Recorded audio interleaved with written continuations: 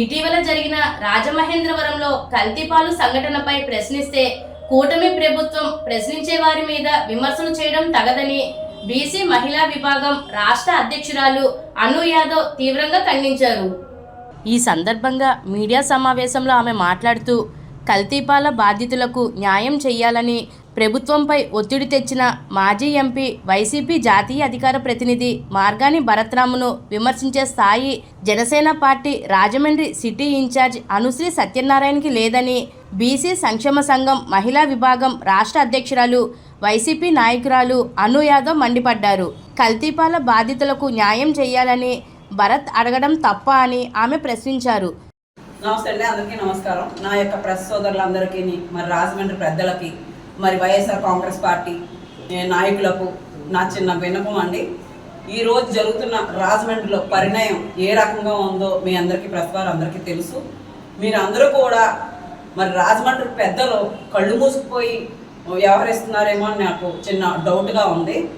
మొన్న ఇటీవల జరిగిన కల్తీ సంఘటన అయితే 50 వార్డులో జరిగిన ప్రాణాలు కోల్పోయిన వాళ్ళందరినీ కూడా మార్గాని భరత్రామ్ గారు ఎంతో ఇదిలో హఠాహుటిగా వెళ్ళి వాళ్ళ యొక్క సమస్యలు కనుక్కొని ప్రాణాలు కోల్పోయిన వాళ్ళందరికీ మనోధైర్యాన్ని కల్పించారండి. ప్రతి ఒక్కరికి కూడా దాన్ని కూడా భూతత్వంలో పెట్టి ఈ కూటమి ప్రభుత్వం చేయాల్సిన పనులు మానుకొని మరి ఏ రకంగా అయితే మరి మార్గాని భర్త గారి మీద టార్గెట్ పెట్టుకుంటూ ప్రతి ఒక్కరు కూడా ఆయన్ని ఏదో రకంగా ఇబ్బంది పెట్టాలి, ఏదో రకంగా చెయ్యాలి, ఏదో దొంగ కేసులు కట్టాలి అన్న ఆలోచనలతోనే ఉన్నారే తప్ప ఈ ప్రజలకి ప్రాణాలు కోల్పోతున్నారు, ప్రతి ఒక్కరు ప్రాణాలు కోల్పోతున్నారు, ఈ ఇబ్బందులు పడుతున్నారు, ఈ కూటమి ప్రభుత్వంలో ఇబ్బంది పడుతున్నారని ఏమాత్రం ఆలోచన అనేది విశేషణత కోల్పోతున్నారని నేను చిన్న ఈ కూటమి ప్రభుత్వం వారికి విన్నవించుకుంటున్నాను.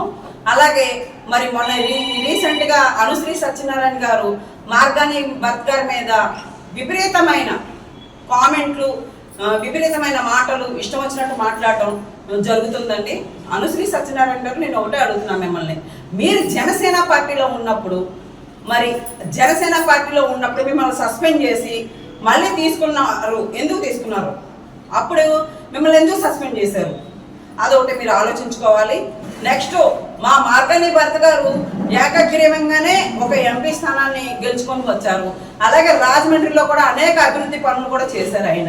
ఆయనకి ఏమాత్రం కూడా ఒక జీరో ఇది కూడా లేకుండా ఎంతో ప్లస్లోనే ఉన్నారు ప్రతి ఒక్కరు కూడా మా మార్గాని భర్త గారు. అంటే ఈరోజు కూటమి ప్రభుత్వంలోని మీరు ఏ రకమైన వ్యాఖ్యలు చేస్తున్నా కూడా మేము ఇప్పుడు వరకు మేమేం మాట్లాడాల. ఏంటంటే ఏదో మాట్లాడుకుంటాం, నెగ్గింది ఎవరు? ఈరోజు కూటమి ప్రభుత్వంలో అన్ని గ్రూపుల్లో ఉండి అన్ని పార్టీల్లో ఉండి మీరు నెగ్గుకొచ్చారు. మా వైసీపీ పార్టీలో ఒక్కలే సింగిల్ ఆర్మీ లాగా మా జగనన్న ఎలాగైతే అక్కడ తాడేపల్లిలో ఉన్నారో ఈరోజు మార్గాని భరత్ అన్న కూడా రాజమండ్రిలో ఒక ఏకీగ్రీవంగా ఎన్నికయ్యి ఎంతో ప్రజలకి సేవ చేసుకుంటూ ప్రతి వార్డుల్లోనూ ఒక కార్యకర్తలాగా తిరిగిన వ్యక్తి ఎవరైనా ఉన్నారంటే మన మార్గాని భరత్ గారని దర్జాగా చెప్పగలుగుతాను నేను.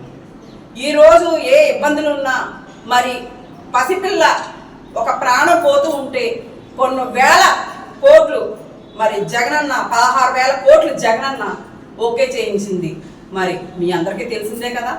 మీరందరూ అవును 16 కోట్లు అండి అప్పుడు ఇచ్చింది. ఈరోజు మరి జగనన్న విషయంలోకి వచ్చేసరికి, భరత్ అన్న విషయం వచ్చేసరికి మీరందరూ ఏ రకంగా చూస్తున్నారు అనేది ఒకసారి మీ అంతరాత్మకి అర్థం చేసుకోవాలని కోరుకుంటున్నాను. మరి మా మార్గాని భరత్ గారు రాజమండ్రి ఎంతో దశ మార్చిన వ్యక్తి. ఈరోజు కంపల్సరీ ఎలా ఉంది? సర్వనాశనం అయిపోయింది, కుళ్ళు కంపుతో ఏడుస్తుంది. మొన్న రీసెంట్గా డాండీ మార్ట్ దగ్గర చండాలమైన bottles, drink bottles, beer bottles అన్ని పెట్టి ఆ బొమ్మని ఇచ్చేశారు దాండీ మార్ట్ దగ్గర. దాన్ని ప్రశ్నిస్తే కేసులు. మరి ఇక్కడ మన అంబేద్కర్ భవనం దగ్గర ఎంత గలీజ్గా ఉందండి. ఆయన్ని మరి అంబేద్కర్ గారిని అవమానించినట్టే కదండి ఈ కూటమి ప్రభుత్వం.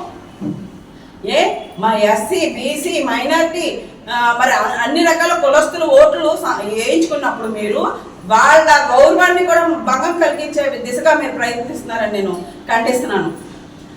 దాని శుభ్రం లేదు.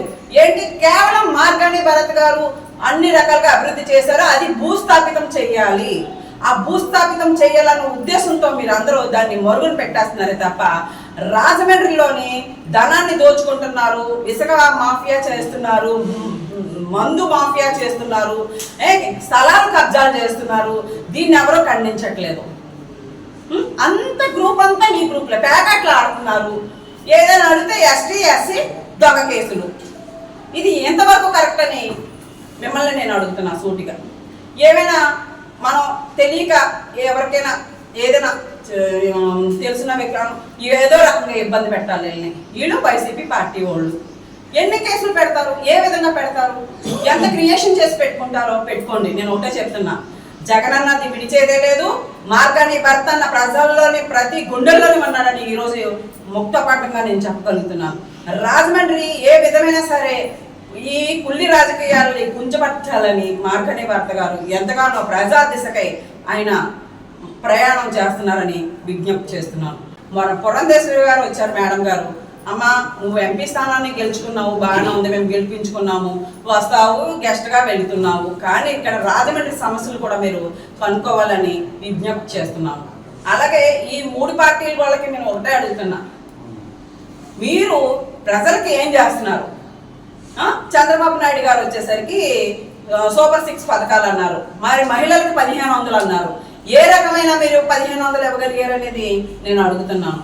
అలాగే పిల్లలకి విద్య ఫీజులు, ఆ ఫీజులు వచ్చేసరికి భారీ ఎత్తున పెరిగిపోతున్నాయి ఫీజులు. వాడు కూడా సామాన్యులు ఎలా చదవాలి, పిల్లలు చదివించుకుంటే చాలరా బాబు, మాకు ఆస్తులు అక్కర్లేదు, మా పిల్లల భవిష్యత్తులో ఒక డాక్టర్, ఒక ఇంజనీరు, ఒక ఇది ఉండాలి, ఎస్పీ, ఎమ్మెల్యే, ఒక ఎంపీ, ఒక మినిస్టర్ అయ్యి ఉండాలని చెప్పి ప్రతి ఒక్కరు కూడా చదువుకొని మంచి దేశాన్ని అభివృద్ధి చేయాలని ప్రతి తల్లిదండ్రులు కలగొంటారు. కానీ ఆ కలలుగానే మిగిలిపోతున్నాయి ఒక సామాన్యుడికి. ఈ రోజు రాజమండ్రిలో అనేక పెద్దలు ఉన్నారు, కానీ ఏ మాత్రం కూడా సామాన్యుడికి భరోసా ఇచ్చే నాయకుడు అయితే కనబడలేదు నాకు. అది వైఎస్ జగన్మోహన్ రెడ్డి గారికే సాధ్యమైంది.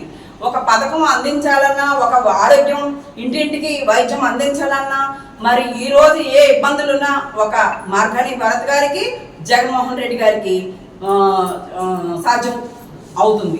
కానీ ప్రతి ఒక్కరు కూడా ఈ కూటమి ప్రభుత్వంలోనే స్థలాలు కబ్జాలు, ఇసుక మాఫియా, మందు అమ్ముకోవడం, ప్యాకెట్లాడించుకోవడం, ఈ డబ్బు దాచుకోవడమే తప్ప గవర్నమెంట్ని కూడా కొద్దిగా అణుగుతొక్కే ప్రయత్నం చేస్తున్నారని నేను సమయంగా చెప్తున్నాను.